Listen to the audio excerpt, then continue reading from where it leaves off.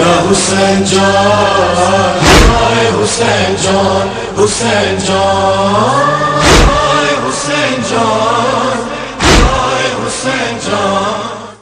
औज़ु बिल्लाहि अस्समीउल अलीम मिनश्शैतानिर रजीम। बिस्मिल्लाहिर रहमानिर रहीम। अल्हम्दुलिल्लाहि रब्बिल आलमीन वस्सलातु वस्सलामु अला सय्यिदना व शफ़ीअना अबिल क़ासिम मुहम्मद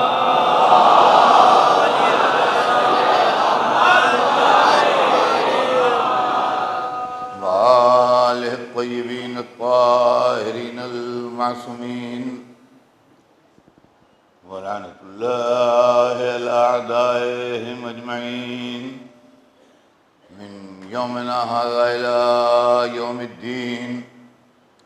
अम्मा बाद फ़क़द क़ाल अल्लाहु सुब्हानहु तबारक व तआला फ़ी किताबिहिल मुबीन व हुवा अस्दक़ुस सादिक़ीन। मन हाज्जक फ़ीहि मिन बअदि मा जाअक मिनल इल्म फ़क़ुल तआलू नदअु अब्नाअना व अब्नाअकुम व निसाअना व निसाअकुम व अनफुसना व अनफुसकुम सुम्मा नब्तहिल व नजअल लअनतुल्लाहि अलल काज़िबीन। सलावत है।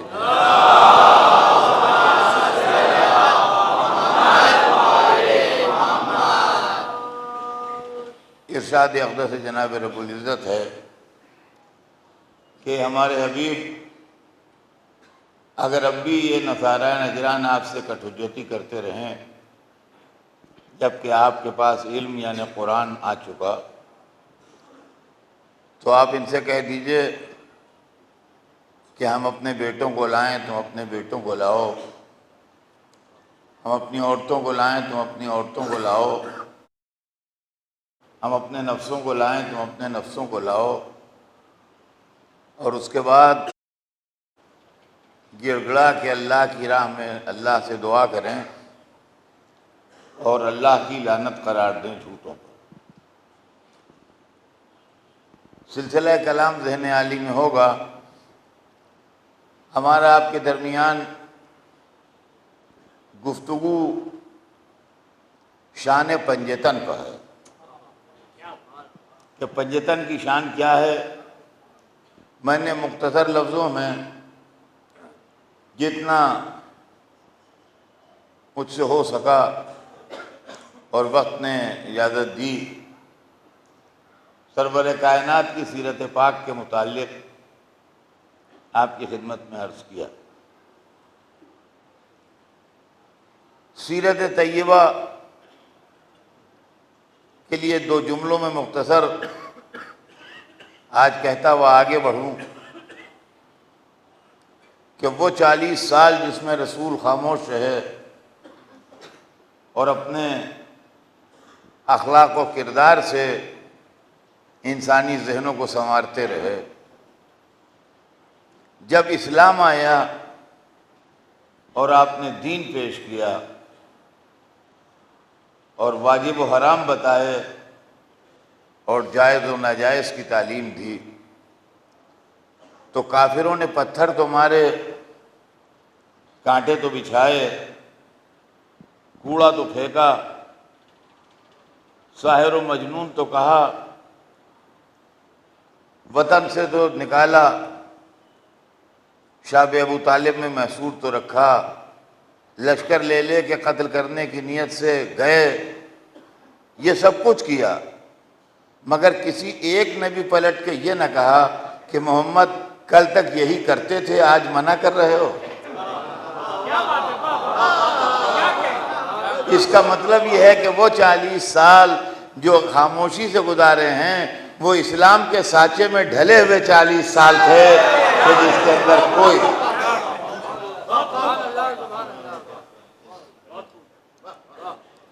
ये सीरत पाक थी। अब आज मुझे दूसरी अजीम शख्सियत के लिए बात करना है जिसको कुछ ऐसी फजीलतें मिल गईं और कुछ ऐसे मर्तबे मिल गए जो इंसानों में किसी को मिले नहीं।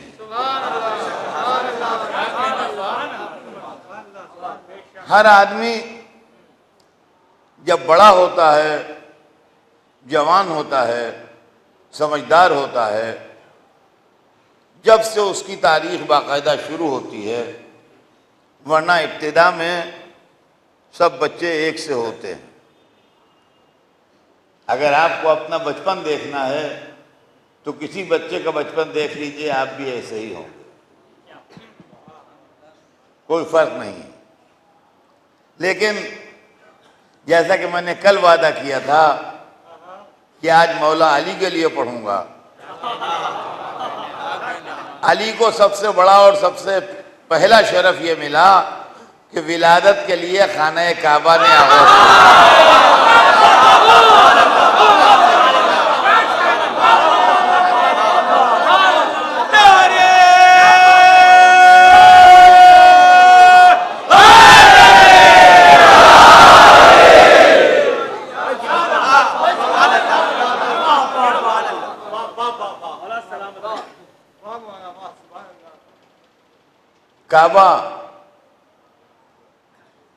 काबे की तारीख बड़ी पुरानी है। जब हज़रत आदम इस दुनिया में तशरीफ लाए तो किताबों में लिखा है कि जहाँ खाना काबा बना है यहाँ के ऊपर जिब्राइल ने खेमा ला के नस्ब किया और जनाब आदम ने उस खेमे ही को बैतुल्लाह करार दिया और उसका तवाफ करते थे। जनाब नूह की किश्ती जब इस ज़मीन पर पहुंची तो जिस ज़मीन पर काबा बना है उस ज़मीन पर नूह के तूफान का पानी नहीं आया था, बल्कि पानी दीवारें बना के खड़ा हो गया था उसके चारों तरफ। पत्थर की दीवार जैसे होती है वैसे पानी की दीवार हुक्म खुदा से बनी थी और वो ज़मीन सूखी पड़ी थी जिस पर आज काबा बना है। और मासूम ने उसकी वजह बताई कि वजह यह है कि ये ज़मीन अल्लाह के घर के लिए मखसूस थी और पानी अजाब का था, लिहाजा अजाब का पानी अल्लाह के घर पर कैसे था। और जनाब नूह की किश्ती जब वहाँ पहुँची तो उस जगह के ऊपर चूँकि बीच में जगह खाली थी लिहाजा पानी घूम रहा था तो कश्ती भी घूमी और जनाब नूह ने किश्ती पर बैठे बैठे उस जगह का तवाफ किया। इसीलिए आज तक पैदल भी तवाफ किया जा सकता है और सवार होकर भी तवाफ किया जा सकता है, दोनों तरह तवाफ।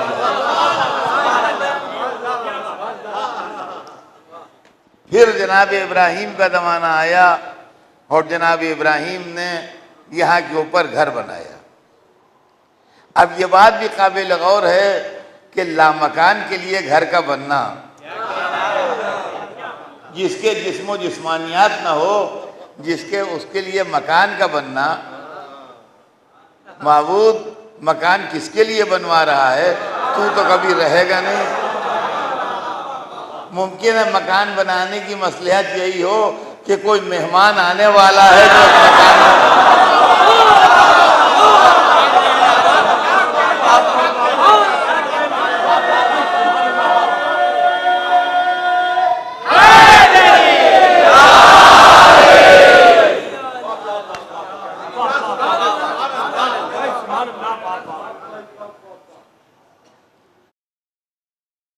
'दस्तूर दुनिया का यह है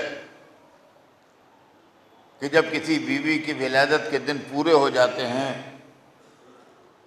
और ये महसूस होने लगता है कि सुबह शाम में किसी वक्त भी विलादत हो सकती है,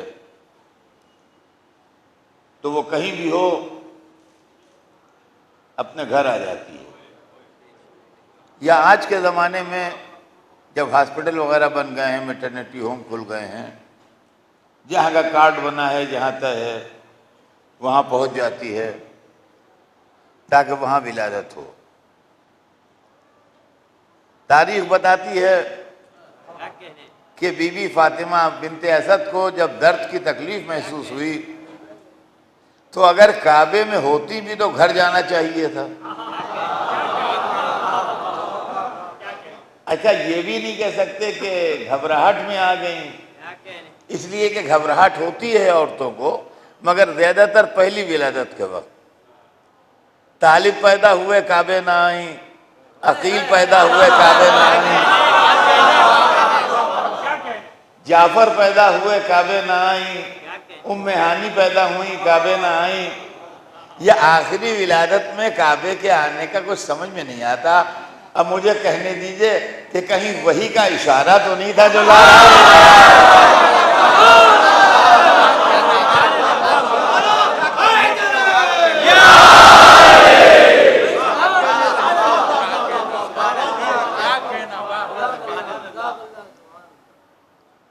कोई ये न कह उठे कि बिनते असद ना नबी थी ना इमाम थी, वही कैसी? नहीं, कुरान पढ़िए, आपको मालूम हो जाएगा वही कैसी। कुरान में खुदा ने कहा वह है ना इला उम्मे मूसा, हमने मूसा की माँ पर वही की। तो मूसा की माँ भी ना नबी थी ना इमाम थी, मगर अल्लाह ने उन पर वही की। तो अगर मूसा की माँ इस काबिल है कि उन पर वही हो, तो अली की माँ भी इस काबिल है।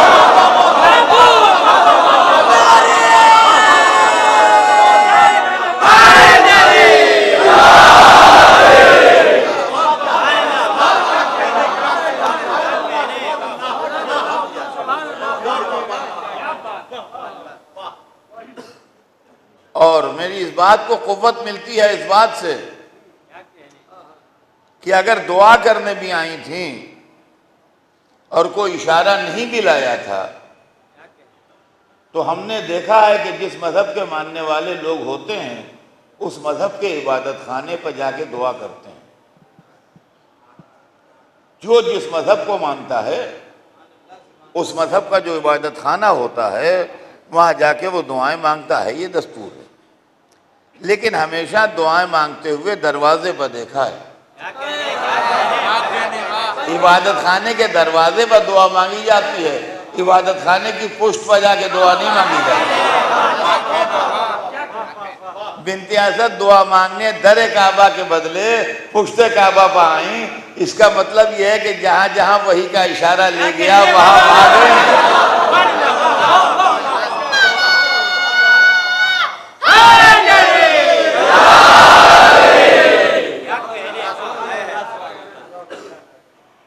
माँ वाकिफ़ असरार मशीयत थी, जाके शिकम को दीवार काबा से मस किया, कहा पालने वाले तुझ पर ईमान लाई, तेरे खलील पर ईमान लाई, मुझ पर इस सख्ती को आसान कर। कि एक मर्तबा दीवार शक हुई। देखिए, करैक होना दीवार में और बात है। करैक से आदमी, बहुत सी दीवारें हमने देखी जिनमें करैक पड़ा होता है, लेकिन उससे कोई आदमी थोड़ी चला जाता है।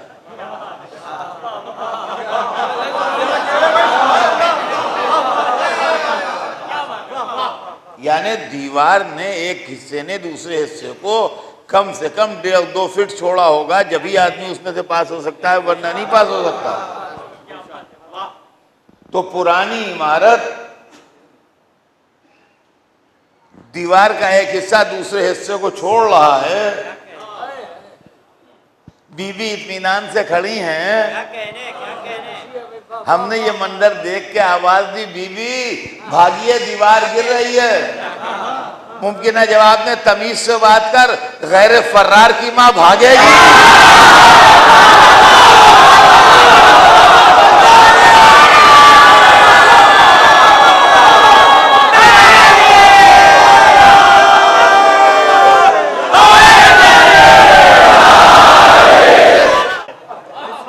दीवार के एक हिस्से ने दूसरे हिस्से को छोड़ा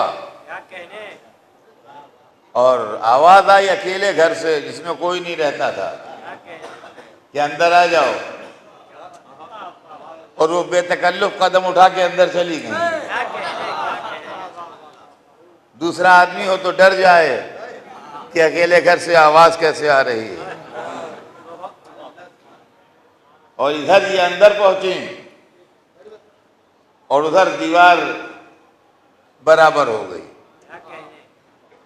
कुछ लोग ये मंजर देख रहे थे। वो दरे काबा पर पहुंचे, देखा वहां कुफल बंद है, दरवाजे में कुफल लगा है। अबू तालिब के पास गए, अबू तालिब इस तरीके से तुम्हारी रोजा बंद हो गई,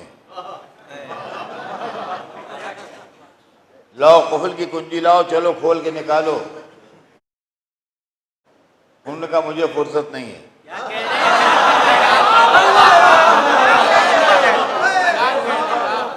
कहा अच्छा कुंजी हम ही को दे दो। वहां से कुंजी लिए हुए आए, हर एक ने बारी बारी ट्राई किया, कुफल खुला नहीं। ये इनके मुकद्दर का कुफल था, खुलता कैसे?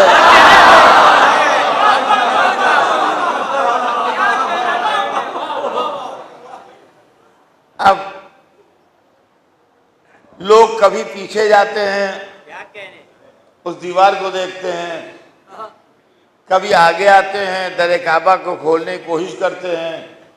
इस तरीके से चक्कर काट रहे हैं। शायद मशीयत को ये मंजर भी पसंद आ रहा हो कि कुल्ले ईमान की विलादत होने वाली है, कुफर सत्ते उतर रहा है।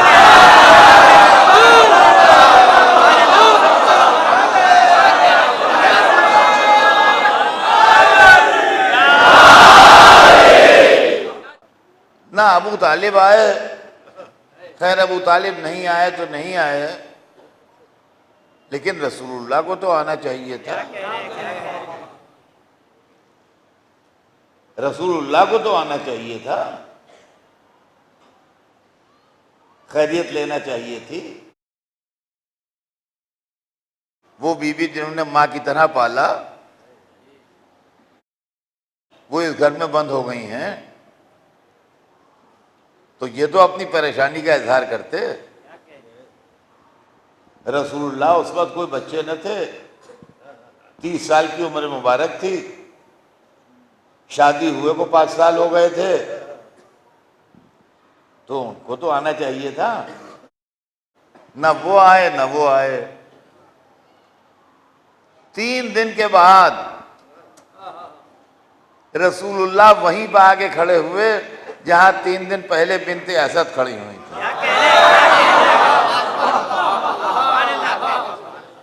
फिर मुझे कहने दीजिए कि शायद वही का वही इशारा जो बिनते असद को लाया था, वही रसूलुल्लाह को लाया। रसूल के सामने दीवार फिर शक हुई और बिनते असद गोद में बच्चे को लिए हुए निकली। इस मेहमानी के बाद बिनते असद गोद में बच्चे को लिए हुए निकली। जैसे ही निकली वैसे ही आगे बढ़े, इस्तिकबाल को आए थे और कहा मेरा भाई कैसा है?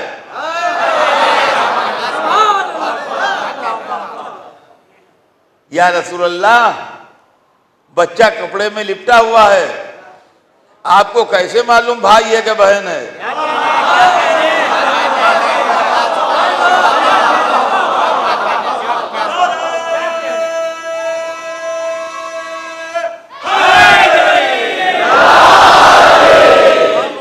मुमकिन है जवाब दें कि मुझे न मालूम होगा तो किसे मालूम होगा? मेरे मिशन को जिसका इंतजार था वो आ गया। कहा मेरा भाई कैसा है? उनका अच्छा है, अभी आंखें नहीं खोली हैं, अभी आंखें नहीं खोली हैं, कल आइए मुझे दीजिए। जैसे ही गोद बदली वैसे ही जो आंखें खोली तो पहले रसूलुल्लाह को देखा। अली की विलादत काबे में हुई, आंखें खोल के सूरत रसूल देखी। जैसे ही आंखें खोल के सूरत रसूल देखी वैसे ही रसूल ने कहा खस्सस्तनी बिन नजर खस्सस्तुका बिल इल्म, तूने मुझे अपनी निगाह से मखसूस किया, मैंने तुझे अपने इल्म से मखसूस किया।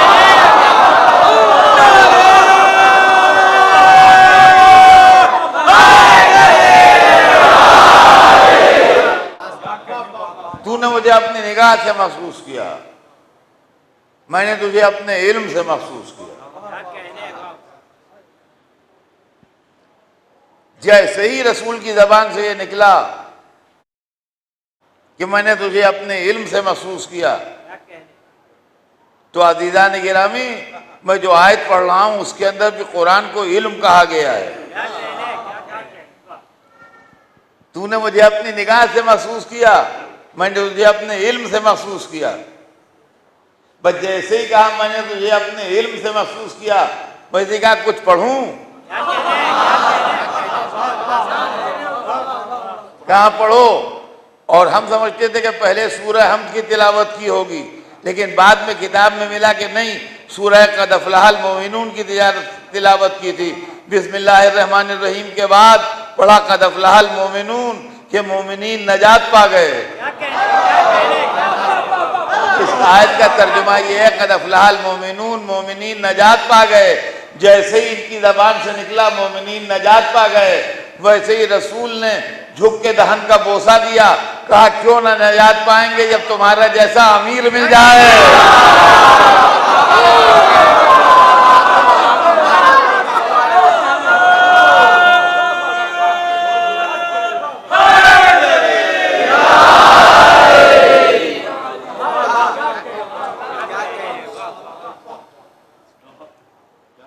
जब तुम्हारा जैसा अमीर मिल जाए। अब यहां पर दो वाक़े हैं छोटे छोटे। एक वाक़या तो यह है कि दस्तूर अरब के मुताबिक माँ जब लेके घर में आई तो बच्चे को एक कपड़े में पैक कर देते हैं। आपने भी ज़ियारत को गए होंगे तो देखा होगा कि वो लोग बच्चे को एक कपड़े में, अब भी रवाज है, पैक कर देते हैं। वो डोरी ऐसी होती है उसको लपेट देते हैं। उस कपड़े को जिसमें बच्चा पैक किया जाता है अरबी ज़बान में क़ीमात कहते हैं। क़ीमात तो ऐसे है आखिर में, क़ीमात। बिन्ते असद जब घर ले गईं तो उनको क़ीमात में पैक किया और रसूल देख रहे हैं। उन्होंने अंगड़ाई ली, वो डोरी टूट गई। उन्होंने दो क़ीमातों में पैक किया। बच्चे ने फिर अंगड़ाई ली, फिर डोरियां टूट गई। फिर उन्होंने एक मिस्री कपड़े के क़ीमात में पैक किया जो बहुत मजबूत था।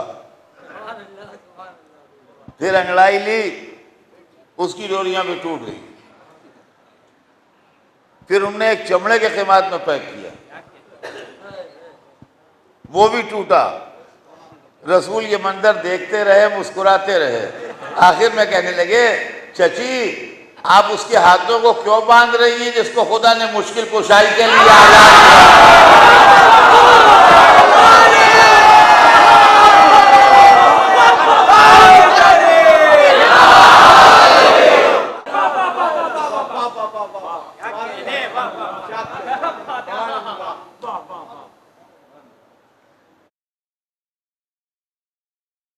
अबू जहल के लिए मशहूर है, कोई था ही अबू जहल, कि जब कुरैश में कोई नया बच्चा पैदा होता था तो उसकी आंखों में बुतों के तलवों के नीचे की खाक लगाता था। ये काम अपनी बख्शिश के लिए करता था वो। तो जब मौला अली पैदा हुए तो वो खाक लाया, खाक लाया तो आपने उसको देख के आंखें बंद कर ली। उसने आंखें खोलना चाहिए, आपने फिर आंखें बंद कर ली। अब आप समझिए जैसे बच्चे के काजल लगाया जाता है, छोटे बच्चे के, तो काजल लगाने वाला बच्चे पर झुका हुआ होता है।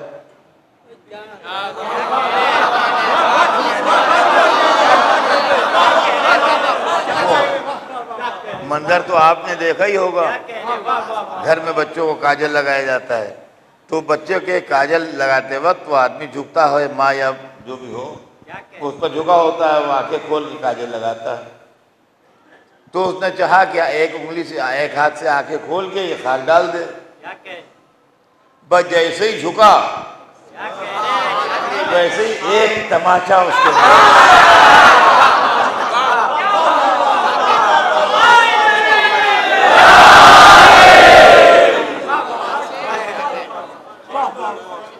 खाक उधर गई, अबू जहल उधर गया। कहते हैं मरते मर गया, मुंह टेढ़ा रहा।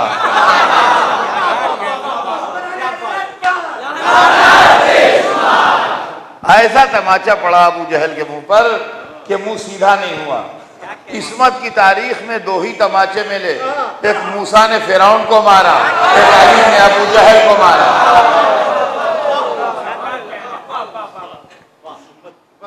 फिरौन भी तमाचा खा के भड़का था कि ये वही तो नहीं है, मगर फिरौन के ऊपर तमाचे का असर वक्ती हुआ, अबू जहल पर तमाचे का असर दायमी हुआ। मालूम जो वक्ती शरीयत का रहबर था उसका असर भी वक्ती हुआ, तो दायमी खिलावात भेजते हैं मोहम्मद।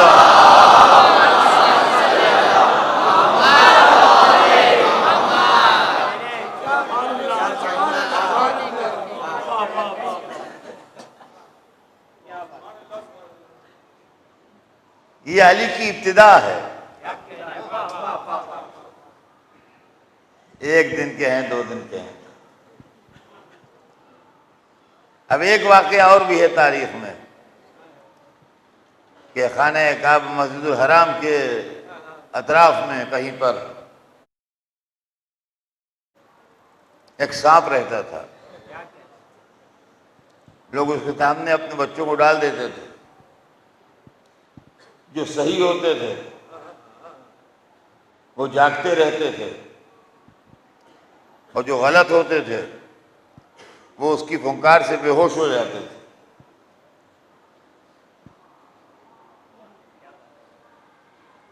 शायद जानबूझ के माँ ने ले जाके डाल दिया कि किस्सा ही खत्म हो। जब वो अली के सामने आया तो अब यहाँ पर 2 रवायतें हैं। एक ये है कि दोनों हाथों से उसका कल्ले पकड़ के चीर दिया, और एक ये है कि एक हाथ से उसका फन पकड़ के जमीन में रगड़ दिया और वो हमेशा के लिए खत्म हो गया। अब कौन सी रवायत सही है कौन सी गलत है ये तो मुहक्किकीन जाने जो रवायतों की तहकीक करते हैं। मेरा इल्म उस पाए का नहीं है, मगर मेरे बाद अगर आप मुझसे पूछे तुम्हें पसंद कौन सी है तो मुझे वो एक हाथ वाली रवायत पसंद है, इसलिए कि जो बाबे खैबर में 2 हाथ न लगाए।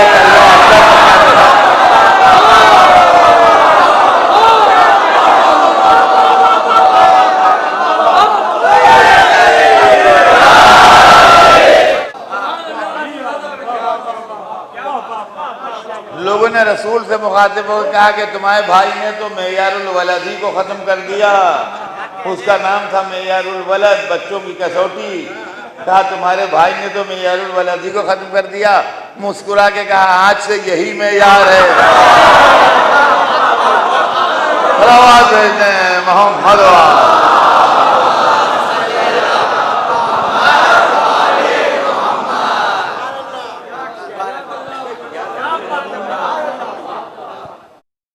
और अब तारीख बताती है कि एक वक्त वो भी आया, एक गहवारे ही में थे, कम सिद्ध थे, जब रसूल मांग के ले गए बेटा से कि इस बच्चे को मुझे दे दीजिए मैं पालूंगा। विलादत काबे में हुई, परवरिश आगोश रसूल में हुई।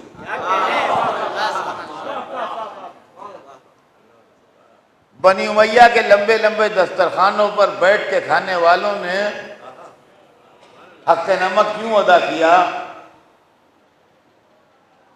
कि अबू तालिब की गरीबी के अफसाने बयान किए कि अबू तालिब बहुत गरीब थे, मक्के में कहत पड़ गया, कसीरुल अयाल थे, तो खानदान वालों ने उनके बच्चे बांट लिए ताकि इन पर बोझ कम हो,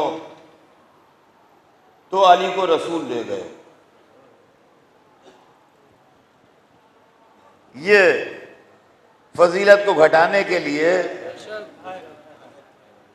एक अफसाना तराशा गया। एक तो अबू तालिब के बच्चे बहुत नहीं थे, 4 लड़के 1 लड़की थी, तो इतने बच्चे तो आमतौर से यहां लोगों के होंगे। 4 लड़के थे 1 लड़की थी, बस कोई 2-4 दर्जन बच्चे उनके नहीं थे। दूसरी बात यह है कि रवायतें गढ़ने वालों ने हिसाब किताब लगाया नहीं। उनको तो दीनार मिलने की जल्दी होती है, लिहाजा रवायत कर दी जाए। अबू तालिब के बच्चों में 10-10 बरस का फर्क था। तारीख लिखती है, कहते हैं तालिब को हमजा ने ले लिया था, जाफर को अब्बास ने ले लिया था, अली को रसूलुल्लाह ने ले लिया था, और अकील अबू तालिब के साथ रहे इसलिए कि अबू तालिब अकील को चाहते बहुत थे। यह है पूरी रवायत की कहानी। अब आइए इसकी असलियत देखिए। बनी हाशिम जैसे शरीफ खानदान से ये उम्मीद करना कि वो बच्चे बंटवा दे, भाई मदद के और तरीके नहीं थे अगर कोई गरीब है जो बच्चे बांट के मदद हो।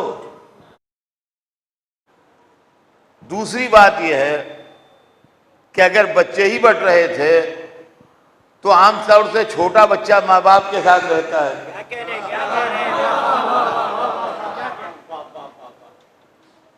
तो इनको अली को माँ बाप के साथ रहना चाहिए था। तीसरी बात सुनिए दिलचस्प, कहते तालिब को पालने के लिए हमजा ने ले लिया था। तालिब की उम्र भी 30 साल थी और हमजा की उम्र भी 30 साल थी।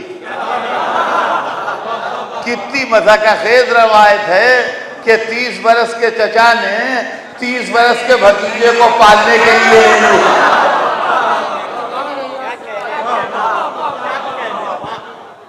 सोचिए आप।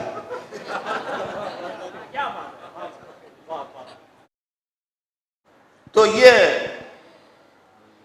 अबू तालिब के लिए ये इस तरह की बातें मशहूर हैं। वो सरदार कुरैश थे और मुफलिसी के आलम में सरदारी नहीं होती है। मुफलिसी के आलम में सरदारी नहीं होती है। उनकी जायदाद मक्के के अंदर भी थी, मक्के के बाहर भी थी। तारीख में है कि एक रात सरवर कायनात नहीं आए थे तो अबू तालिब बड़े परेशान हुए। सवेरे निकल के गए तो एक जगह पर कुफार कुरैश जमा थे। घर में आए, अपने गुलामों को आवाज दी, उनमें से 16 आदमी वहां बैठे थे। 16 गुलाम सिलेक्ट किए, जिसके बाद इतने गुलाम हो उसके बच्चे बढ़ जाएंगे।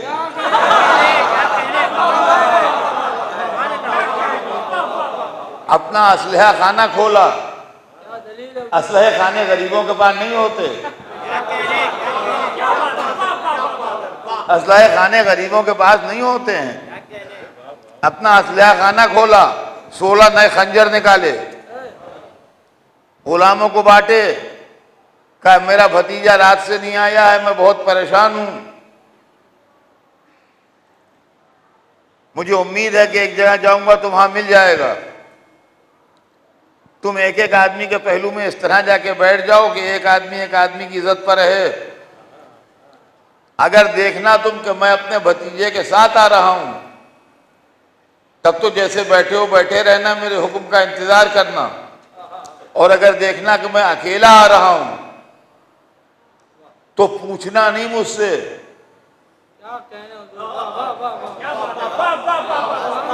हर एक के पेट में खंजर उतार के अच्छी तरह हाथ घुमा देना जरा। गुलामों को उधर भेज के अबू तालिब उधर चले गए जहां मिलने का इम्कान था। वहां सरवरे कायनात मिल गए, उनको लिए हुए आए। गुलामों ने देखा कि चचा भतीजे साथ आ रहे हैं। वो जैसे बैठे थे वैसे ही बैठे रहे। थोड़े फासले पर खड़े हो कि आवाज दी, मेरे गुलामों उठो। क्या कहने तो गुलाम खड़े हो गए। कहा जरा इनको वो चीज दिखा दो जो तुम्हारे पास है। क्या कहने हर एक की आंख के सामने नया खंजर चमका। तो सब झिझक गए। कहने लगे अबू तालिब क्या मतलब, क्या तुमने हमारे कत्ल का बंदोबस्त किया था? हर एक की आंखों के सामने जब खंजर लहराया तो उनका अबू तालिब क्या मतलब, क्या तुमने हमारे कत्ल का बंदोबस्त किया था? देखिए ये है अली के बाप।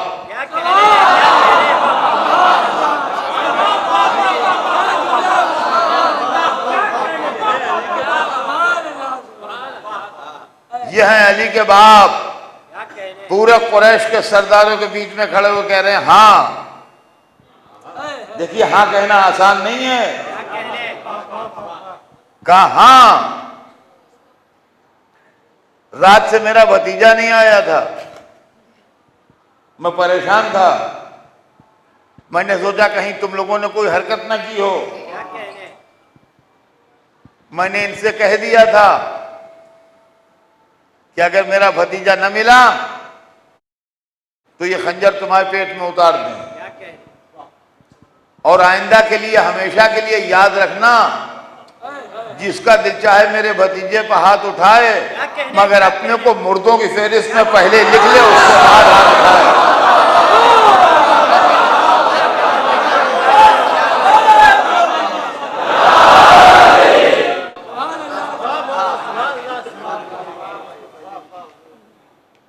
अज़ीज़ान गिरामी, किसी की जान की हिफाजत बहुत मुश्किल काम है। मुल्कों के सदर, वजीर आजम, बड़े बड़े लोग जिनके लिए सिक्योरिटी का पूरा स्टाफ होता है, वो भी कभी कभी गोलियों का निशाना बन जाते हैं। आप सब जानते हैं, अखबार पढ़ते रहते हैं, टीवी देखते रहते हैं। मक्के के ऐसे दुश्मन माहौल में रसूल की जान की हिफाजत करना यह अबू तालिब ही का काम था। यह और बात है कि इस्लाम का मिजाज ही है एहसान फरामोशी। तो जिसने इतना किया उसको काफिर कह के दिल का बुखार निकाला जा रहा है। सलावत भेजते हैं मोहम्मद।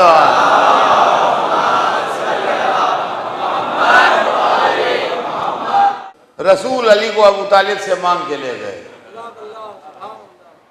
और अपने बिस्तर के करीब अली का गहवारा रखा।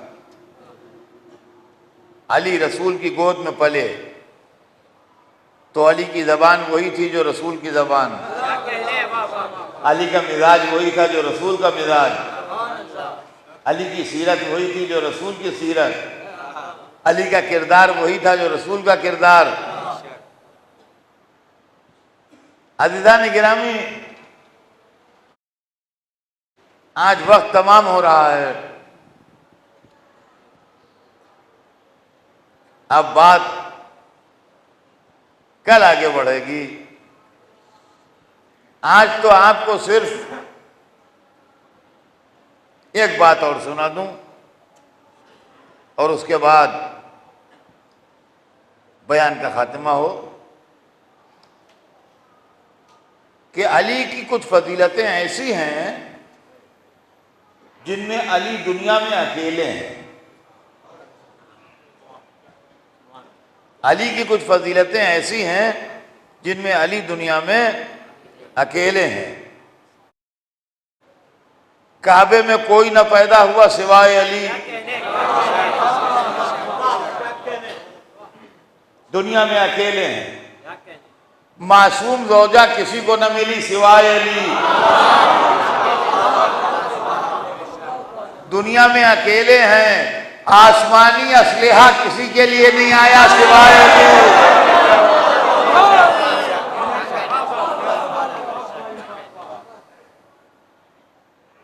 दुनिया में अकेले हैं। और अजीज़ान गिरामी, ये भी ज़हन में रखिएगा कि दुनिया में ये आवाज जहां जहां जा रही है, गौर से सुने लो, दुनिया में अली के जितने रिश्ते रसूलुल्लाह से बनते हैं उतने किसी इंसान के नहीं बने। इसमें अली अकेले हैं।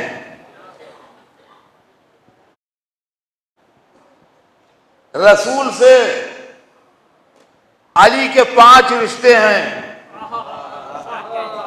रूए जमीन के ऊपर कोई आदमी रसूल के जमाने में या आज तक पैदा नहीं हुआ जिसके रसूल से 5 रिश्ते हों।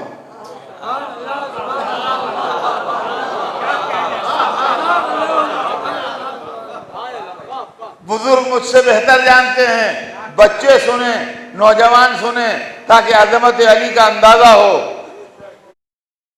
अली के रसूलुल्लाह से 5 रिश्ते हैं और रूए जमीन पर किसी इंसान ने आंख नहीं खोली जिससे रसूल के 5 रिश्ते बने। 2 रिश्ते बन जाएंगे, 3 रिश्ते बन जाएंगे, इसके आगे नहीं बनेंगे। अली से रसूलुल्लाह के 5 रिश्ते हैं। अब सुनिए, अली का पहला रिश्ता रसूल के चचाजाद भाई हैं, सगे चचाजाद भाई हैं, कजिन है, फर्स्ट कजिन। एक रिश्ता रसूल के दामाद हैं,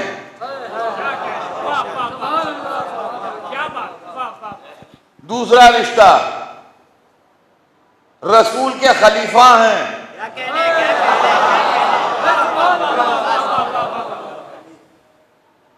जी। तीसरा रिश्ता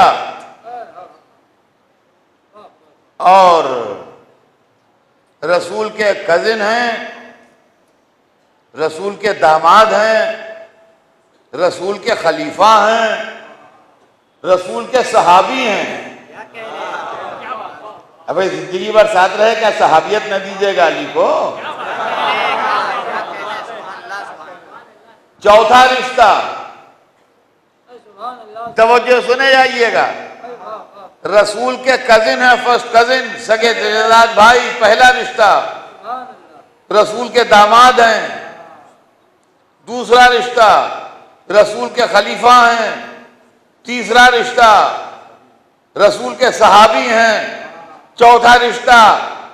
बात 4 रिश्तों पर खत्म हो रही थी कि अल्लाह ने एक रिश्ता बढ़ा दिया, कहा नफ्से रसूल हैं।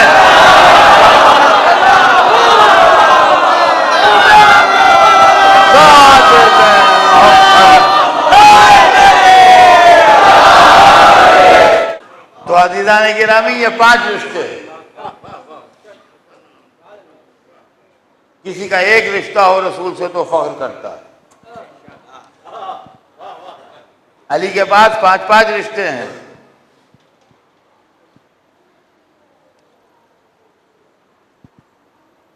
सगे चचेदाद भाई, दामाद, सहाबी, खलीफा। और ये वो रिश्ते हैं जिससे किसी को तारीख में इनकार नहीं हो सकता कि नहीं ऐसा नहीं है। और उसके बाद कुरान ने एक रिश्ते का इजाफा किया, नफ्से रसूल। तो अगर हसनैन कुरान के कहने से फर्जंदे रसूल हैं तो उसी कुरान के उसी आयत के कहने से अली नफ्से रसूल क्यों नहीं है? अज़ीज़ान गिरामी, यही हमारा कहना है कि नफ्स की मौजूदगी में जब नफ्से मुस्तफ़ा मौजूद हो तो नियाबत मुस्तफ़ा का दावा कैसा? सलावत भेज दें मोहम्मद।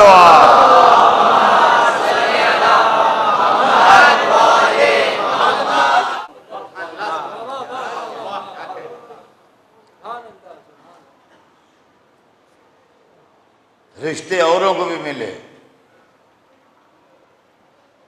सहाबियत सबको बटी, मगर नफ्स कोई न बन सका। अनफुसना व अनफुसकुम, अकेले अली ले जाए गए मुबाहले में नफ्से रसूल बन के। अब अगर आप ये कहें कि अतर साहब का नफ्स बहुत खराब है तो आप मेरी तारीफ कर रहे हैं या मेरी मदह कर रहे हैं? आप मुझे बताएं, उर्दू में अगर कोई आदमी ये कहे कि हाँ मुगल मस्जिद में पढ़ते हैं मगर उनका नफ्स बहुत खराब है, बहुत नफ्स के खराब आदमी, तो मजम्मती है ना ये, मेरे नफ्स को खराब बताना। तो अब वो लोग जो मिंबरों पर अली की शान में गुस्ताखी कर रहे थे, ये गुस्ताखी अली की शान में नहीं थी, रसूल की शान में थी, इसलिए कि नफ्से रसूल को बुरा कहा जा रहा था। ये है वो घराना और ये हैं वो लोग। इंशाअल्लाह बात कल आगे बढ़ेगी और कल सुनाऊंगा कि अली किस मोजिज़नुमा शख्सियत का नाम है, किस मोजिज़नुमा शख्सियत का नाम है अली। इंसानियत का चलता फिरता मोजिज़ा देखना हो तो अली को देखो।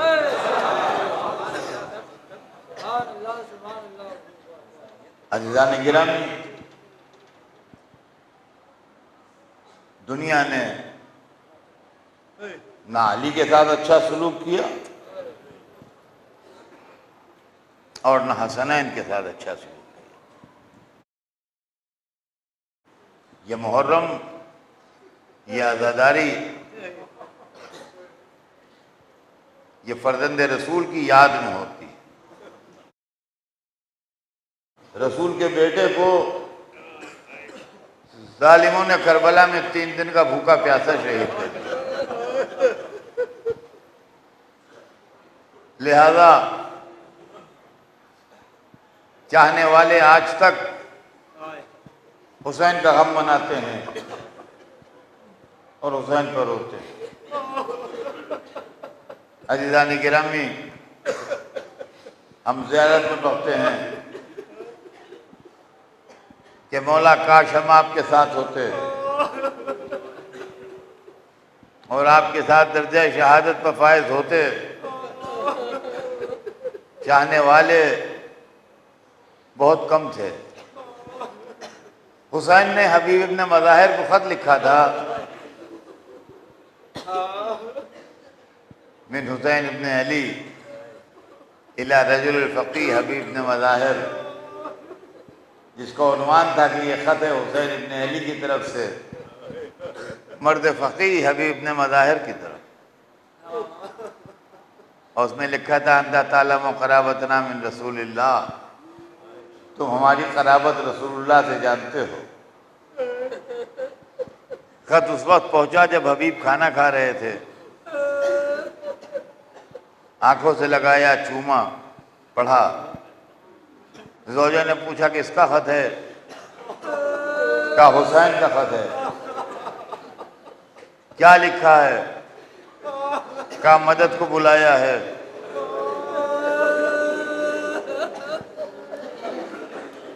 इस डर में कि कहीं ज़ौजा की ज़बान से न निकल जाए, कहा तुम्हारा इरादा क्या है?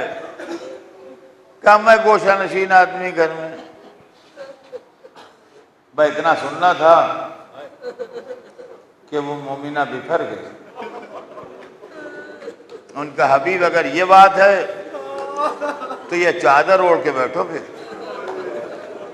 अपनी तलवार मुझे दो, मैं जाऊंगी नुसरत हुसैन के लिए।